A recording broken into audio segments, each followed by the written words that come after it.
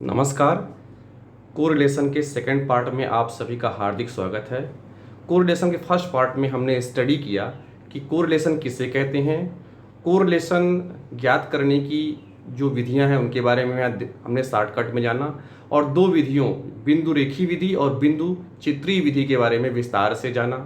हमने देखा कि ये दोनों विधियां रेखा चित्रीय प्रदर्शन है, ग्राफिकल प्रेजेंटेशन है, जो ग्राफ पेपर के माध्यम से स्पष्ट की जाती है। इसमें दो विभिन्न श्रेणियों के चरों के आपसी संबंधों को रेखा चित्र के माध्यम से प्रदर्शित किया जाता है। यह अट्रैक्टिव होती है, इंफॉर्मेटिव होती है, देखने में समझने में आसान भी होती है। लेकिन अगर हम इन दो श्रेणियों के बीच के एक्यूरेट रिलेशंस की बात करें या एक्यूरेट क्वांटिटेटिव एस्पेक्ट की बात करें, तो हमें कहीं न कहीं इन रीतियों के माध्यम से अधूरी जानकारी प्राप्त होती है। इसके लिए दो अन्य जो रीतियां हैं, दो अन्य जो मेथड्स हैं, वो है कार्ल पियर्सन का सहसंबंध गुणांक और स्पीयरमैन की श्रेणी अंतर विधि है। ये दोनों विधियां इन कमियों को पूरा करती हैं। जहां कार्ल पियर्सन का सहसंबंध गुणांक है, वह दो श्रेणियों के बीच परिमाणात्मक संबंधों को प्रदर्शित करता है, परिमाणात्मक संबंधों क्वांटिटेटिव एस्पेक्ट को प्रदर्शित करता है। और स्पीयरमैन की श्रेणी अंतर विधि है, यह दो श्रेणियों के गुणात्मक संबंधों को प्रदर्शित करती है, अर्थात यह गुणात्मक वेरिएबल से रिलेटेड होती है। स्पष्ट है कि कार्ल पियर्सन का सहसंबंध गुणांक कॉर्डिनल अप्रोच पर आधारित है। कॉर्डिनल अप्रोच पर आधारित होने के कारण यह पैरामीट्रिक टेस्ट के अकॉर्डिंगली सेट किया जाता है, मतलब पैरामीट्रिक विधि के अंतर्गत यह आता है। और स्पीयरमैन की श्रेणी अंतर विधि जो है, यह ऑर्डिनल अप्रोच पर आधारित है, अर्थात रैंकिंग मेथड पर आधारित है, क्रमवाचक पर आधारित है, जो कि गुणात्मक आंकड़ों का अध्ययन करती है। इसलिए यह नॉन पैरामीट्रिक टेस्ट के अंतर्गत आती है। इस प्रकार से स्पष्ट है, सहसंबंध दोनों प्रकार के टेस्ट के लिए उपयोगी है, पैरामीट्रिक भी और नॉन पैरामीट्रिक भी। पैरामीट्रिक में जहां कार्ल पियर्सन का सहसंबंध गुणांक है, वही नॉन पैरामीट्रिक में स्पीयरमैन की श्रेणी अंतर विधि है। सबसे पहले हम स्टडी करते हैं कार्ल पियर्सन का सहसंबंध गुणांक। स्पष्ट है कि कार्ल पियर्सन का सहसंबंध गुणांक समंकों की श्रेणियों के दो विभिन्न कार्य कारण संबंधों को, अर्थात x और y दो कर श्रेणियां हैं, एक डिपेंडेंट एक इंडिपेंडेंट वेरिएबल्स है, तो उन दोनों के बीच के जो कार्य कारण संबंध है उनके बारे में परिमाणात्मक अध्ययन करता है कार्ल पियर्सन का सहसंबंध गुणांक। और यह सहसंबंध गुणांक जो है वो हमेशा +1 से -1 के बीच रन करता है। कहने का तात्पर्य है, इसकी वैल्यू जो है वो +1 से -1 के बीच आती है। +1 और -1 वो परफेक्ट कोरिलेशन में आता है, और इसके नीचे moderate high level correlation, moderate correlation, low level correlation, और अगर यदि 0 इसकी वैल्यू आती है तो नो कोरिलेशन का इंडिकेशन होता है। अर्थात ये कह सकते हैं कि कार्ल पियर्सन का सहसंबंध गुणांक +1 से -1 के बीच डिफरेंट स्टेजेस को इंडिकेट करता है, जिससे हमें यह समझने में आसानी होती है कि दो श्रेणियों के चरों के बीच में किस लेवल का संबंध है, पॉजिटिव है कि निगेटिव है, और उसके अलावा हाई लेवल का है कि लो लेवल का है। देखिए, एक विधि है जो कार्ल पियर्सन के सहसंबंध गुणांक ज्ञात करती है। इसमें दो मुख्य विधि हैं, पहला है डायरेक्ट मेथड और दूसरा है शॉर्टकट मेथड। डायरेक्ट और शॉर्टकट मेथड का डिफरेंस वही है जो हम पहले भी अध्ययन कर चुके हैं, चाहे वो हम मीन में अध्ययन किया हुआ, हमने स्टैंडर्ड डेविएशन में अध्ययन किया हो, दोनों वही चीज़ें हैं। जब हम किसी भी चीज़ का डेविएशन किसी भी फार्मूले के तहत मीन के माध्यम से, मीन मोड मीडियन के थ्रू करते हैं, तो वो डायरेक्ट मेथड के अंतर्गत आता है। और जब हम एज्यूम्ड मीन या कल्पित माध्य की सहायता से किसी भी श्रेणी का डेविएशन करते हैं, तो वह शॉर्टकट मेथड या लघु रीति के माध्यम से होता है। शॉर्टकट मेथड में फ़ायदा यह होता है कि हम जिस वैल्यू को डेविएशन के लिए सेलेक्ट करते हैं वो पूर्ण वैल्यू होती है, जिससे डेविएशन हमारा आसान हो जाता है। अगर मीन से अगर हम करते हैं तो मीन में पॉइंट्स में भी वैल्यू आ जाएगी, और पॉइंट में भी वैल्यू अगर आती है तो हमें डेविएशन करने में काफ़ी जटिलताओं का सामना करना पड़ता है। इसलिए हम कल्पित माध्य या एज्यूम्ड मीन के माध्यम से यदि शॉर्टकट मेथड का प्रयोग करें तो हमारा कहीं न कहीं जो सलूशन है या सॉल्व है वो थोड़ा ईजी हो जाता है। आप देख लीजिए, ये आपका ये मेथड है डायरेक्ट मेथड। एक चीज़ हमेशा देखने में ये क्लियर है कि जो कोरिलेशन है, कोएफिशिएंट ऑफ कोरिलेशन इस कार्ल पियर्सन का है, तो उस कार्ल पियर्सन के कोएफिशिएंट ऑफ कोरिलेशन में हम ये स्पष्ट रूप से देखते हैं कि इसमें प्रमाप विचलन, स्टैंडर्ड डेविएशन का अहम रोल है। आप देखिए, ये σ1 और σ2, σ1 और σ2, ये σ1 और σ2 जो है वो दो श्रेणियों x और y श्रेणियों की प्रमाप विचलन है। ग्रीक भाषा का शब्द है यह सिग्मा, जो कि प्रमाप विचलन के लिए इंडिकेट किया जाता है। तो स्पष्ट है कि n क्या है, n नंबर ऑफ आइटम्स है, जो श्रेणियां हैं x और y, जो दो श्रेणियां हैं, उन श्रेणियों के में कितने पद हैं, कितने पदों की संख्या है, टोटल पदों की संख्या को हम n से इंडिकेट करते हैं। और सिग्मा 1 और सिग्मा 2 जो है वो प्रमाप विचलन x और प्रमाप विचलन y है। ऊपर है सिग्मा एक्स वाई का यहाँ तात्पर्य है व्यक्तिगत पदों का उनके माध्य से विचलन। अर्थात सबसे पहले हम अर्थमेटिक मीन सॉल्व करते हैं, अर्थमेटिक मीन के बाद डेविएशन करते हैं, तो डेविएशन के पश्चात x और y की वैल्यू आती है अलग अलग, और x और y की वैल्यू को अगर हम इनटू करके एक नए कॉलम में शिफ्ट करते हैं तो वह x और y कहलाती है। और इसका जब हम एडिशन करते हैं तो ये क्या कहलाती है, सिग्मा एक्स वाई।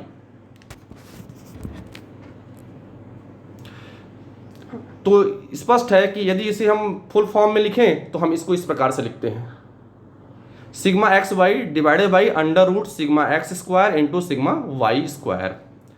अगर इसे हम शॉर्टकट मेथड में यूज करना चाहें तो इसको हम इस प्रकार से यूज कर सकते हैं। देखिए ये वाला फार्मूला, देखिए सेकेंड वाला फार्मूला, एन मतलब क्या है, एन जो है टोटल नंबर ऑफ पदों की संख्या है, N sigma x Y minus sigma D X into sigma D Y divided by under root N sigma D x square minus sigma D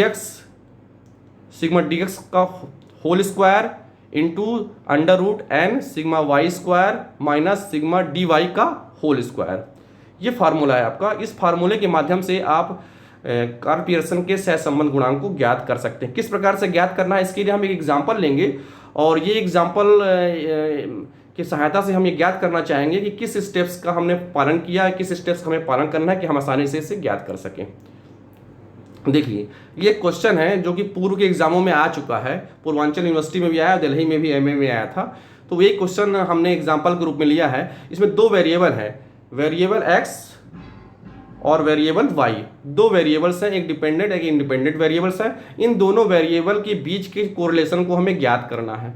तो ये चूंकि शॉर्टकट मेथड है, तो शॉर्टकट मेथड में हम मालूम है कि हमें x और y के किसी भी एक वेरिएबल्स को हम सेलेक्ट कर सकते हैं कल्पित माध्य के रूप में। यहाँ पहले से एग्जाम में सेलेक्ट कर दिया, 69 को x वेरिएबल के रूप में और 112 को y वेरिएबल के रूप में इन्होंने कल्पित माध्य के रूप में सेलेक्ट किया है। पहले से उन्होंने बता दिया कि आप कल्पित माध्य को इसमें लीजिए। अब देखिए यहाँ पे सबसे पहले x की श्रृंखला है, 78 से लेकर के 61 तक है।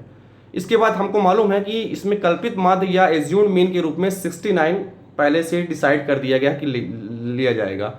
तो 69 को डेविएट करना है हमें किसमें, एक्स सीरीज से। किससे डेविएट करना है, हमें एक्स सीरीज से डेविएट करना है, 69 को एक्स सीरीज से डेविएट करना है। तो सबसे पहले करते हैं 78 माइनस 69 कितना हो जाएगा, +9।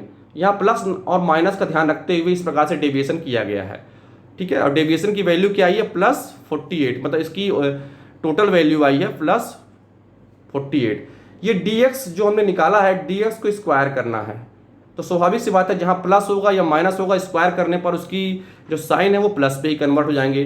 तो dx को स्क्वायर कर देंगे हम, ठीक है।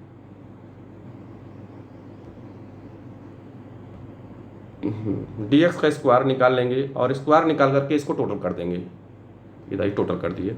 इसी प्रकार से y सीरीज है, y सीरीज में भी एज्यूम्ड मीन इन्होंने 112 दे दिया है, 112, और इसे भी हम डेविएट करेंगे इससे y सीरीज से, 125 माइनस 112 कितना का 13 आ गया। इस प्रकार से ये डेविएट करते चले जाएंगे हम पूरा, और डेविएशन के बाद प्लस यहाँ पे सिग्मा आएगा +108, dy स्क्वायर निकाल लेंगे इसका। और इसके बाद अंत में एक्स वाई है, एक्स वाई किसकी वैल्यू है, ये एक्स वाई जो वैल्यू है वो dx into d y, dx से dy को इंटू करेंगे, dx से किसका इंटू करेंगे, dy को, तो हमें क्या मिलेगा एक्स वाई, और एक्स वाई का टोटल यहाँ पे दिया हुआ है 2160।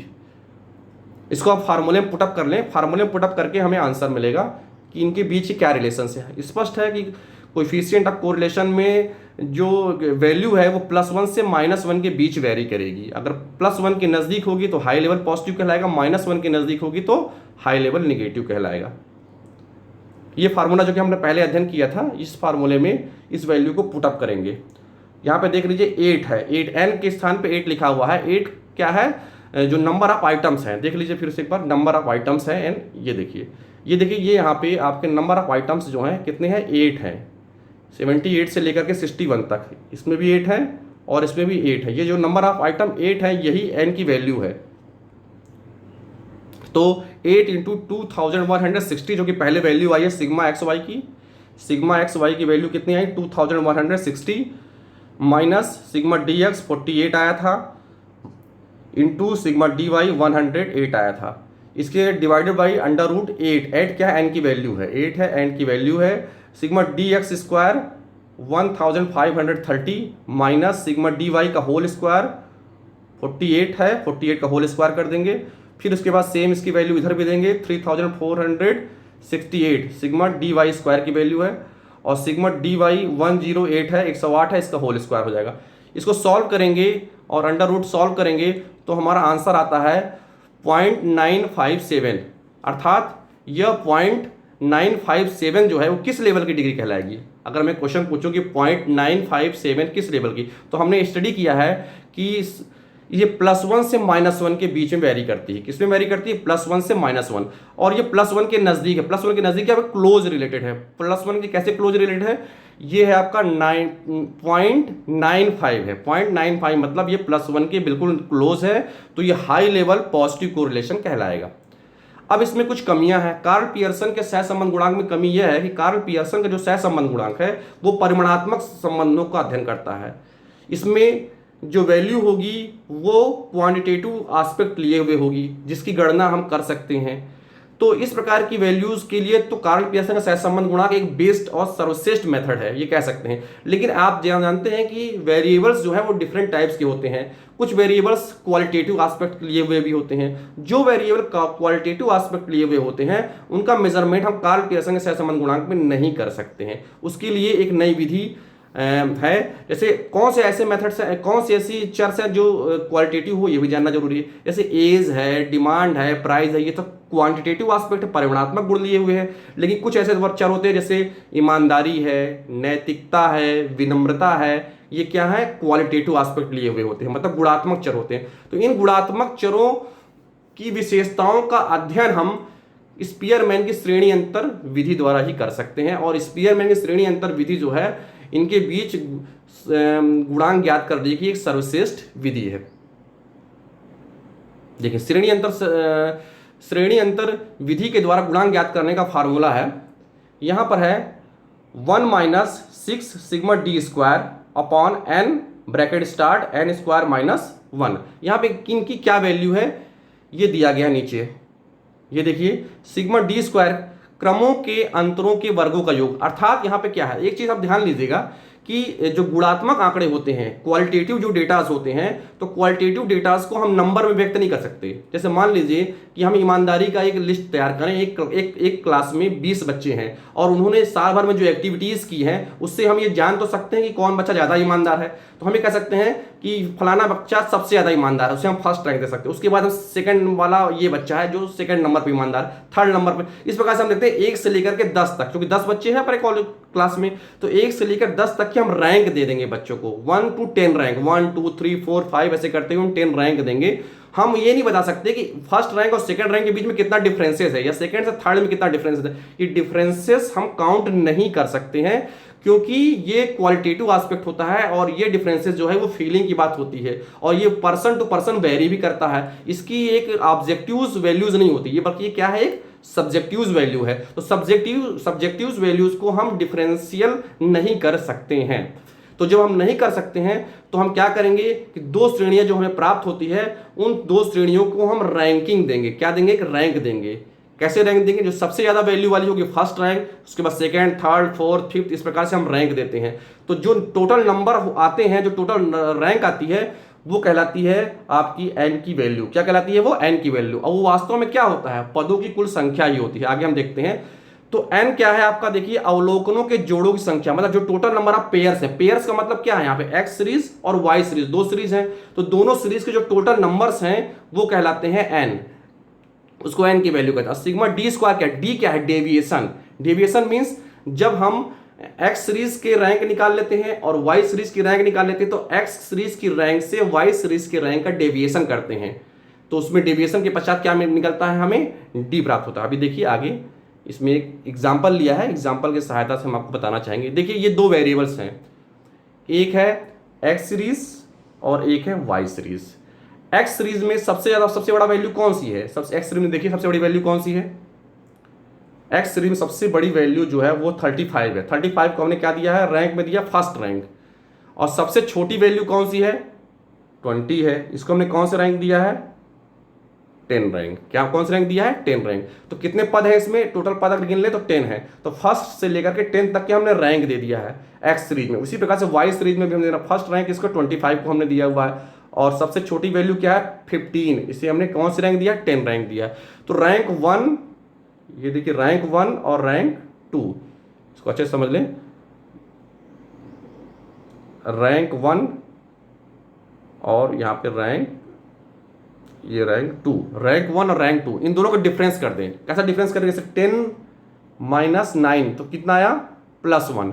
इस प्रकार से इनका डिफरेंस कर देंगे, रैंक डिफरेंस कहलाएगा। इसको डी से डिनोट करेंगे, किससे करेंगे, डी, और डी का स्क्वायर कर देंगे तो यहाँ पे डी स्क्वायर आ जाएगा 112 आ रहा है। इसे फार्मूले में पुटअप कर देंगे, 6 sigma d square upon n square -1 bracket में है। इस प्रकार से इसको सॉल्व कर देंगे तो हम देखते हैं आंसर आ रहा है 0.3212। क्वेश्चन एग्जाम में कभी कभी पूछा जाता है, केवल आंसर नहीं लिखाना बल्कि आपको बताना है कि 0.3212 जो आया है आंसर 0.3212, ये किस लेवल का कोरिलेशन, किस डिग्री का कोरिलेशन है। तो आप बताएंगे, स्पष्ट है कि किस डिग्री का कोरिलेशन। ये हमने बताया था कि 0.25 से 0 तक का लो डिग्री कहलाता है, 0.252 से 0.75 तक का मॉडरेट लेवल कहलाता है, मॉडरेट डिग्री कहलाता है, 0.75 से +1 के बीच का हाई डिग्री कोरिलेशन कहलाता है। तो यहाँ पे 0.32 है, मतलब ये मॉडरेट लेवल का कोरिलेशन है, अर्थात इन दोनों के बीच में मॉडरेट रिलेशन है, परफेक्ट रिलेशन नहीं है। क्या रिलेशन है, मॉडरेट रिलेशन। इस प्रकार से स्पष्ट है कि हमने क्या देखा कि जो मैथमेटिकल एस्पेक्ट में हमने देखा कि कार्ल पियर्सन का सहसंबंध गुणांक और स्पीयरमैन का सहसंबंध गुणांक, ये दोनों गुणांक डिफरेंट टाइप के, मतलब यह कहें सभी प्रकार की श्रृंखलाओं से के बीच के आपस के कार्य कारण संबंध को स्पष्ट करते हैं। जहां कार्ल पियर्सन सहसंबंध गुणांक है परिमाणात्मक आंकड़ों को लिए हुए होता है और पैरामीट्रिक टेस्ट होता है, वहीं इसकी जो कमियां हैं, क्योंकि गुणात्मक आंकड़ों को नहीं ले पाता, गुणात्मक वेरिएबल्स के बीच में डिफरेंसेस नहीं ज्ञात कर पाता, इन्हीं कमियों को दूर करते हुए स्पीयरमैन का रैंकिंग कोरिलेशन है। रैंकिंग कोरिलेशन के माध्यम से हम दो आंकड़ों के बीच के कार्य कारण परिणामों को अच्छे से समझ सकते हैं, और इसके लिए पैरामीटर्स की आवश्यकता नहीं पड़ती, इसलिए नॉन पैरामीट्रिक टेस्ट कहलाता है, नॉन पैरामीट्रिक टेस्ट कहलाता है। और ये दोनों टेस्ट मिलकर के कोरिलेशन अर्थात विभिन्न श्रेणियों के जो चर है उनके बीच के संबंधों को स्पष्ट कर देते हैं। इस प्रकार से हम देखते हैं कि कोरिलेशन में ग्राफिकल प्रेजेंटेशन है, ग्राफिकल प्रेजेंटेशन के साथ साथ दो और मेथड्स हैं जो स्पेशल हैं, वो है एक परिमाणात्मक मेथड जिसे हम कार्ल पियर्सन सहसंबंध गुणांक कहते हैं, और एक क्वालिटेटिव मेथड्स है जिसे हम स्पीयरमैन की रैंकिंग कोरिलेशन कहते हैं। धन्यवाद।